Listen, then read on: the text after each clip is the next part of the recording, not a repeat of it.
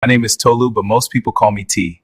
Buckle up because this is the wild, messy, petty as hell story of how I caught my wife with her best friend and turned the tables in the most savage way possible. This is my story. It all started with small changes at home, the kind that creep up on you like shadows at dusk. My wife, Funmi, and I had been married for 10 years. We were still young, no kids yet, and I thought our life was solid, like a rock in the river. But lately, she began acting strange.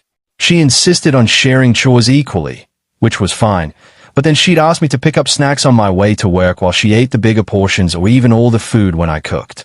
I'd come home hungry, staring at an empty pot, and she'd just smile like nothing happened. Wise, she started sneaking off to the balcony or toilet to make calls. Before, she never hid anything. Now, she'd lock the door, giggle softly, and come out pretending all was normal. I complained once or twice, but she brushed it off. Did I complain? Never. She even suggested we hire a housemaid and set a timetable for intimacy. Once every 2 weeks, sometimes nothing for 3 months. All this while we had no child. It didn't add up. What had I done to deserve this cold treatment? I couldn't beg anymore. Hell no. So, I started watching her closely. One day, I stumbled on evidence, messages on her phone, calls to a number she saved as Shop Guy. I dug deeper, conducted my own quiet investigation.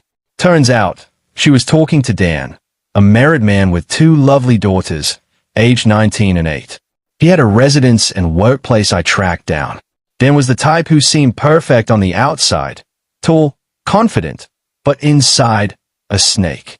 Fate has a funny way of turning tables. While spying on Dan's wife, Iffy, I found myself at her shop often. She was a shopkeeper, warm and welcoming. Our chat started innocent, about business and life. As our friendship grew, she opened up. My husband is always busy, she'd say, her eyes sad like rain clouds. She yearned for attention he no longer gave. While he was out chasing my wife, I became her rock, offering support and comfort. One evening, as the sun dipped low over Lagos traffic, Iffy confessed in a moment of vulnerability. We were alone in the shop after closing, the air thick with the scent of unsold fabrics. Tolu, I want more than friendship, she whispered, her hand brushing mine. You've been so kind. Let me give you what you deserve. It was a tempting proposition, her eyes sparkling with desire. But my plan was bigger, revenge, not just an affair. Around the same time, I met her daughter, Sharon, the 19-year-old.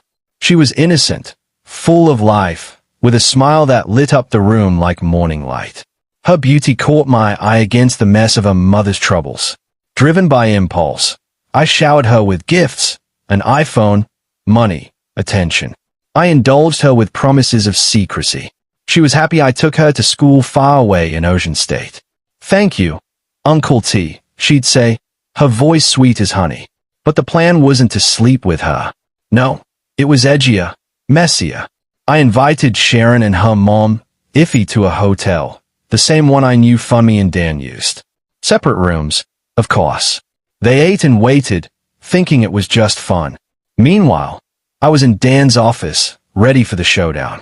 I stood in the doorway of his office, adrenaline rushing through my veins like a storm. My heart pounded with rage and fear mixed together. The room smelled of old papers and coffee, cluttered with files on his desk. Dan was on the phone, sweet-talking my wife. You like riding, but your husband doesn't want to. I love touching all those touchable things dangling like a pendulum. You will thank me by the time I'm through with you. His phone was on speaker, so I heard every word crystal clear. They were lost in fantasies, leaving only physical touch to complete their desires. As soon as he realized I was there, he ended the call abruptly and pretended not to see me. Hello, gentlemen. What can I do for you? He asked, a smirk on his lips. Yes, but by the end of our conversation, you might need help, sir, I retorted, my voice steady but sharp.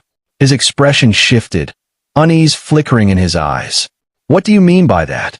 Sir, with all due respect, stay away from my wife.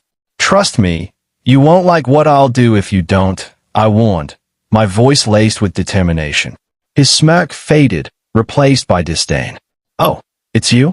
You're just as she described, insensitive and foolish. Get out of my office. Now.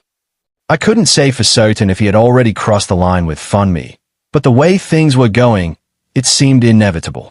No one to be trusted. Listen to this voice note, sir, I said, undeterred. I played the recording of Iffy. Baby, I'm totally free. I'm ready for anything with you. Any position you want, I'm all yours. Please come quickly. Guess what? I'm already dripping. Dan's face turned pale. Cool. What's the name of your husband again? I asked in the recording. She rolled her eyes, irritated. You mean that useless bastard? Is a 1-minute man. I wish I'd met you earlier in my life. Please, let's not talk about him. He'll ruin my mood. As the voice note ended, satisfaction washed over me. This was just the beginning of my revenge, and I wasn't about to go easy on him. Now, let's give my young girlfriend a call. I'm sure you'd love to hear this. I dialed Sharon's number, his eyes widening in disbelief as I recited each digit. Yes, the number was all too familiar. But who cared? Hey, sugar. Been waiting here for an hour. Where are you, babe? Her voice was like music to my ears, innocent and angelic. My super angel that flies without wings. Sorry, I was caught up with something.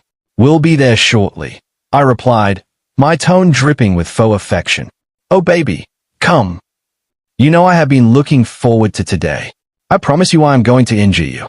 We are going to be there for a week, she responded eagerly. I am ready, baby. But what about your dad? What if he came to your school? Which daddy? He doesn't know what's going on in my life. Please let's not talk about him. I wish I never had a father, she replied, her contempt for him thinly veiled. Already lost her completely. Okay, love.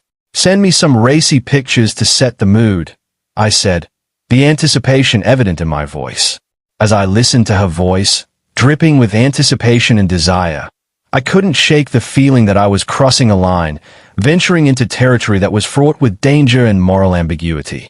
But the desire for revenge burned hot within me, driving me forward even as doubt gnawed at the edges of my conscience. Please, let's not talk about him. He'll ruin my mood, she responded. As I ended the call, a sense of satisfaction washed over me. This was just the beginning of my revenge, and I wasn't about to go easy on him. I showed him short videos they both sent me. As tall as he is, he knelt down begging. You should have considered the repercussions before embarking on this journey. Funmi and I are still young, and we haven't had any children together. If we were to part ways now, we could easily move on and find new partners. Can you comprehend the investment you've made in your marriage? 25 long years. You have nothing substantial to offer her. All those foolish gestures, loans, and care were merely ploys to pull her pants down. I know your type. Here's the deal. Transfer a total of $13 million to this account within the next 2 hours, and your family will be returned to you. Afterward, I won't have to remind you to stay away from my wife again. Did he pay the money? Of course. Did his wife and daughter return home? Oh yes. Did Funmi know about my revenge? Of course yes. She left the house for a few months. And later she filed for divorce, and yes, we did. In the end, conscience hit me hard. But revenge? It tasted sweet, like cold water on a hot Lagos day. Yet, I wonder if it was worth the darkness it brought. That's my story, raw and real. I don't believe in having close friends of the opposite sex. It seems like a setup to either replace you or snatch you away from your partner. Behind every bestie there is a hidden agenda. The end.